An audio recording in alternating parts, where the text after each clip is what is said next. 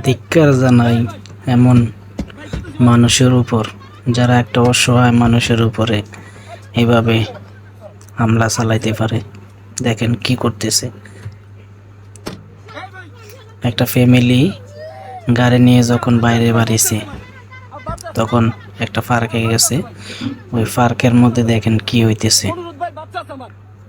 সাথে একটা বাচ্চা আছে আর ওই ফ্যামিলির সাথে কেমন ব্যবহার করতেছে দেখেন গ্রামবাসীরা।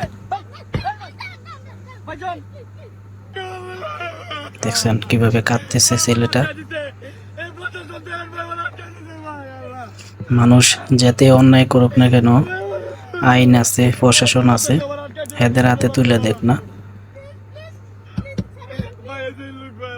তো প্লিজ ভিডিওটা ভালো লাগলে অবশ্যই শেয়ার করে দিবেন আর কমেন্টে লিখে যাবেন আপনার মতামত।